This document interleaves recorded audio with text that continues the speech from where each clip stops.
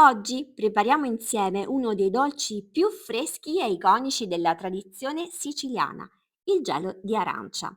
Si parte dalle arance, lavatele, massaggiatele sul piano e spremetele con uno spremiagrumi fino ad ottenere un succo profumato e limpido. Poi filtratelo. Sul fondo del pentolino versate lo zucchero e poi l'amido, mescolate per bene. Questo è il segreto di nonna Elena per evitare il formarsi dei grumi.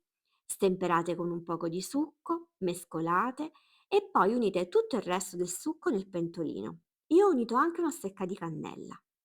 Mescolate con calma, sempre dal centro verso i bordi, finché la crema non si addensa e vela il cucchiaio. A questo punto bagnate gli stampini e poi versate il composto. Lasciate raffreddare a temperatura ambiente e dopo qualche ora in frigorifero il gelo sarà pronto, fresco e profumato.